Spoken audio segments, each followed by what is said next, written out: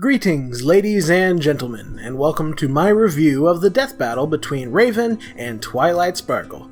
For those of you that are new to these reviews, I focus less on the animation and humor of Death Battle, and instead focus on the research and critical analysis. You see, I wish to improve my own skills in these fields, and these prediction/review videos are a perfect way for me to do so. This video will consist of me going over what I got wrong in my prediction, what I got right, and then what I learned. Also, I'm going to go ahead and introduce a new segment to my reviews titled Critiques. I love Death Battle, but that doesn't mean they're perfect, and I think it's probably my responsibility as a fan to provide constructive criticism. But we'll get to that when we get to that. First, what I got wrong. Raven won the Death Battle. I'm actually pretty surprised by this. I really did not see Raven taking this match. Oh well. Losing streaks are my natural element, so it's nice to get back on track. The first mistake I made was with regards to this speed feat of Raven's.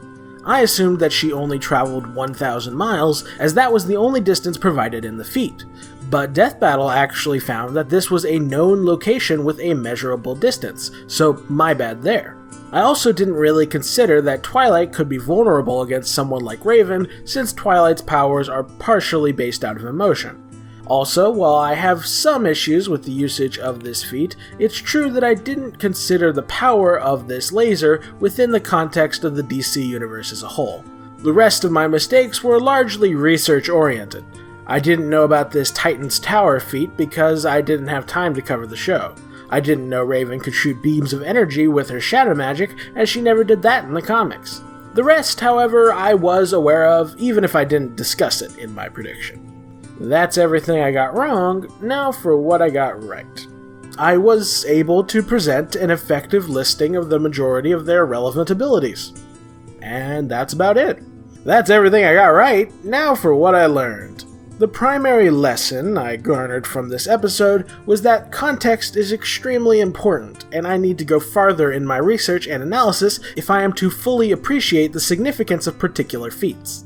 That's everything I learned, which would normally mean we've reached the end of the video. However, I will now be going through my critiques of this episode. Just to be clear, this isn't me saying I'm better than Death Battle, and this isn't me just being a Twilight fanboy. I am really not a fan of MLP. However, just because I love Death Battle doesn't mean they're perfect. They're only human, which means they make mistakes the same as anyone else. So when I present these criticisms, I am doing so solely because I believe that Death Battle, like everyone else, can benefit from some constructive criticism. You may be wondering why I decided to introduce this critique section now, as opposed to introducing it with any of the other Death Battles. And the short answer is that, up until now, when there was a difference between what I concluded and what Death Battle concluded, I could rationalize it. I could explain away the differences as simply being the result of me being ignorant or biased. Or I could conclude that Death Battle wasn't wrong, they just had a different interpretation than me. However, this time I could not do that because, to put it frankly, they made mistakes. They stated some things were true when they were false. And this is a major problem for me. Not because I care so much about this matchup. I don't. I don't like either of these characters or either of their series. But the whole point of these predictions and reviews is to help me improve my critical analysis skills, and I cannot do that if Death Battle is making mistakes. How can I use them as the standard I hold myself to if they aren't living up to their own standards? And if someone as stupid as me can find obvious holes in their arguments, then they are most certainly not living up to their own standards. As such, I must point out their mistakes so that they can learn from them and return to the pedestal I need them to stand upon. With that said, let's look at the laundry list of issues I have with their analysis of these characters, starting with Raven. First up, I have major issues all across the board regarding their calculations on how much impact force Raven's soul self can hit with. For one, they assigned it a mass, and I hate to state the obvious, but souls don't have mass. They're souls. This is not a complex concept. They argued that it weighs as much as Raven, but there's zero evidence of that. If this really were the case, how come Raven doesn't weigh 300 pounds from carrying around that heavy-ass soul all the time? The answer? She doesn't, because it doesn't have weight. It's a soul. Applying Newtonian physics to the soul self is irrational, because it's magic. It doesn't obey the laws of physics. As such, as with all fictional magic, the only thing we can conclude regarding the power of the soul self is what power it has demonstrated through feats, and nothing Death Battle showed would lead me to believe it was capable of the power they argued for in this math. In short, this math and the arguments that stem from it are inherently flawed, but there's more.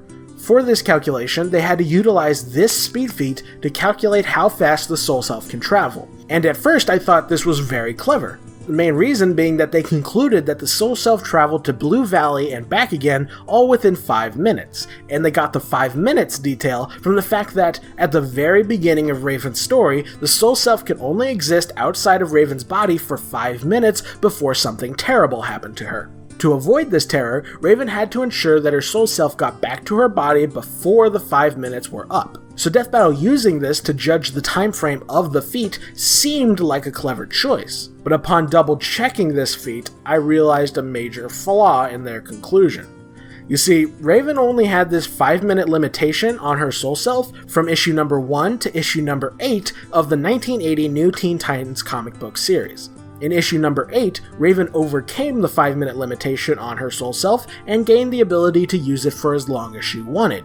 Here's the issue. This feat in which Raven's soul self traveled to Blue Valley happened in issue number 9 of the series, at which point Raven no longer had the 5-minute time limit. This destroys the crux of their argument because without this, we no longer have any means of measuring her speed in this feat. The only time frame we can use to measure how long it took for her to travel to Blue Valley is the amount of time suggested in the comic, which, unfortunately, only consists of this one line stating that her journey occurred in a matter of minutes. This is such a vague time frame that there's no realistic way to judge exactly how long it took.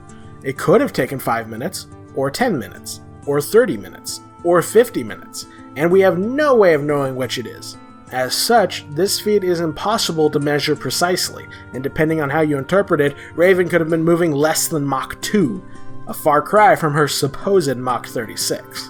And while you may think that Raven's moon feat proves that her speed is that high, it actually does no such thing. This feat happened during the JLA Teen Titans crossover event known as the Technis Imperative. In this story, the moon was encapsulated within a massive amount of metal and space debris as the Technis tried to reform its planet, which not only shortened the distance between the Earth and the moon by making the moon many times bigger, but it also shortened the distance between the two by actively trying to crash the moon into the planet. Just look at this shot from around the time Raven made her journey. The moon hadn't even finished its metamorphosis into the Technis planet at this point, and yet it was so close to Earth that it was causing natural disasters around the globe. As such, how far Raven would have to travel to get from the Earth to the moon is not only massively reduced, but impossible to calculate, as we have no idea what the exact distance is between the Earth and the moon at this point. In addition, Raven's soul self doesn't care about things like gravity, or friction, or escape velocity, because it's magic, which means she could have gotten to the moon at any number of different speeds. And without escape velocity as a speed benchmark, leaving the Earth's atmosphere is neither measurable nor impressive, as the distance between the Earth's surface and outer space is only about 62 miles. In short, Raven's few speed feats are decently impressive, but they are also largely impossible to measure with any degree of precision due to the vague context of the feats and the physics-breaking nature of Raven's magic. The next major issue I have with their coverage of Raven was how they concluded that Twilight's lack of negative emotions meant that Raven wouldn't be hurt when trying to consume said emotions. Here's the issue. Yes, Raven has a hard time dealing with large amounts of negative emotions, but she also has a hard time dealing with large amounts of positive emotions. Case in point, Solstice. Solstice was a relatively recent addition to the Teen Titans. She was an eternally cheerful and optimistic girl who filled everyone around her with joy and happiness. This wasn't her superpower, she was just that kind of person. And just being in the same building as Solstice gave Raven great pain and destabilized her powers. Considering Twilight's job as Princess of Friendship is to spread joy and happiness, and considering Twilight is actually powered by friendship, I think it's reasonable to believe she would have had an adverse effect on Raven as well. Next up, I had significant issue with how they depicted evil Raven. They claim she had all these powers and that she was a big deal and that she could wipe most people off the face of the earth in an instant. My main issue with this is that she can't. This chick here, the one doing all these feats that they're listing, is not evil Raven. She's a fake evil Raven. In reality, this lady is actually just the collected evil of Trigon's hundreds of other children all masquerading as Raven. It was only because of all these other entities combining their power together that they were able to accomplish the impressive feats that Death Battle listed. The real evil Raven was certainly powerful, but she was never so strong that she could disintegrate people. In fact, the real evil Raven never killed a single person ever. And even if you were to give Raven credit for these feats, it would certainly qualify as outside help considering she literally accomplished this with the aid of hundreds of demons.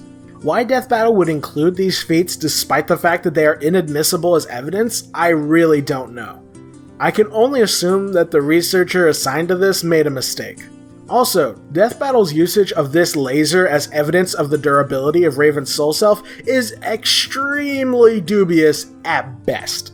The soul self has a tendency to use its teleportation powers to send incoming attacks to other dimensions, as opposed to blocking them directly, and there's no supporting evidence that would imply that the baseline durability of the soul self is anywhere near that of a nuclear bomb. Case in point, in this instance here, Raven's soul self is one-shot by a regular handheld laser gun. So unless that laser gun was secretly packing the power of several nukes, I think we can safely say that the soul self is not as durable as they made it out to be. The last issue I have with their coverage of Raven is pretty minor, but I figured I'd mention it while I'm here. When they were calculating the Titan's Tower feat for Raven, they expressed the final outcome of this feat in terms of power. This is a little frustrating because power is not a unit that almost anyone can identify with. No one hears 14 million megawatt hours and actually understands anything, including myself, because this isn't a unit that most people use.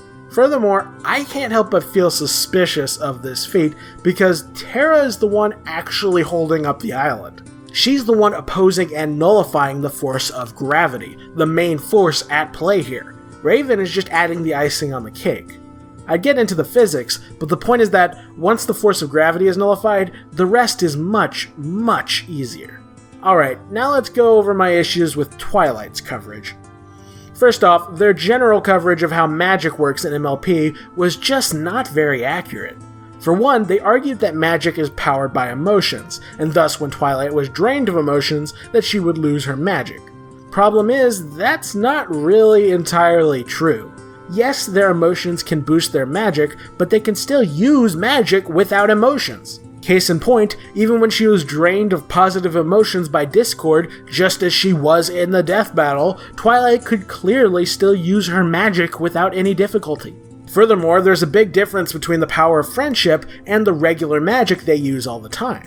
Friendship power is based out of their positive feelings for each other, and the stronger those feelings, the stronger said power becomes. Regular magic is more of a biological thing that is improved through practice and hard work, the same way you would improve any physical ability. It is very important to differentiate between friendship power and magic, because they operate on different rules and are affected by different things.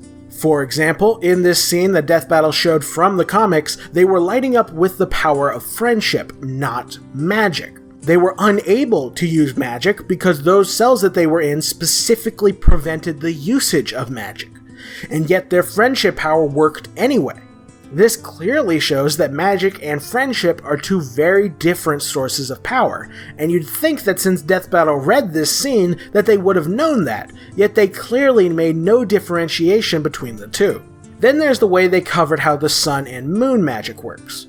For one, they made the claim that Celestia and Luna achieved this through their own unique magic, as opposed to telekinesis, yet this is most definitely not the case. While Celestia and Luna love moving the sun and moon, as that's their calling in life, it is not unique to them in any way. For example, there were instances in which either Celestia or Luna were out of commission, at which point the responsibility of raising both the sun and moon fell on just one of them. meaning that despite it not being their specialty, Celestia can move the moon and Luna can move the sun. But that's not all. As was revealed in the Journal of the Two Sisters, before Celestia and Luna showed up on the scene, it was the responsibility of a group of regular unicorns to raise the sun and moon. It took a group of them because they just weren't as powerful, but they could still do it. However, they eventually handed the task over to Celestia and Luna because not only were they far more powerful than the unicorns, but also because moving the sun and moon apparently rejuvenates the magical power of alicorns. So, does this mean that Twilight can move the sun and moon on her own? Probably not. She has very little experience doing so and is not as powerful as Celestia and Luna, as they have thousands of years of experience on Twilight. But that doesn't mean Twilight isn't far more powerful than Death Battle depicted. The Journal of the Two Sisters makes it quite clear that alicorns are leagues beyond regular unicorns, and that one alicorn, even if they are not good at it, can move the sun and moon.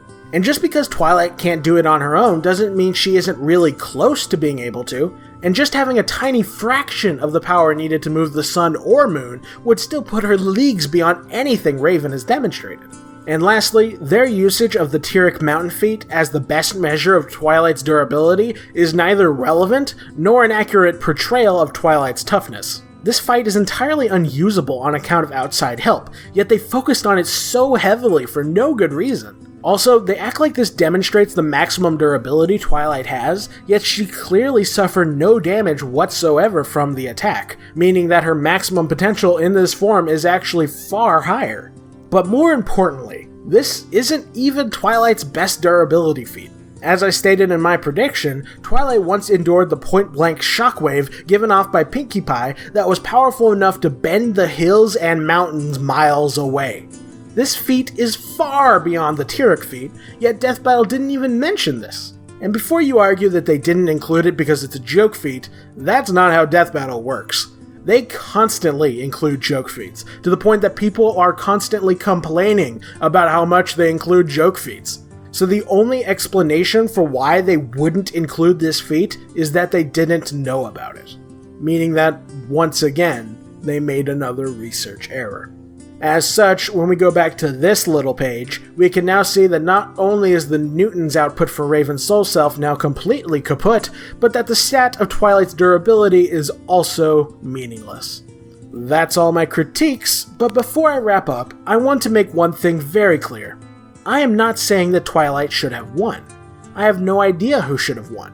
The only people I respect enough to tell who should win versus matchups is Death Battle. I am in no position to judge these things. The only thing I know is what I have researched directly, and the goal of me listing these criticisms is not to argue the Death Battle got it wrong, but merely to point out some errors they made in their research that I hope they will now correct now that I've brought it to their attention. These criticisms were absolutely coming from a positive place. I just want Death Battle to be the best show they can possibly be. In that sense, I am as much a Death Battle fanatic as I've always been.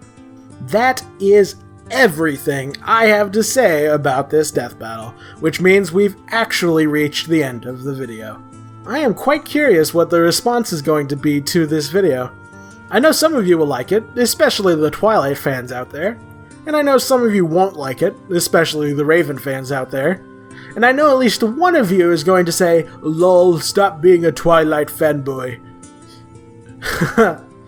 Regardless, I hope you guys enjoyed this video, and I look forward to sending more content your way in the future. Like if you enjoyed the video, comment if you got something to say, subscribe if you want to see more, and as always, have a fantastic day.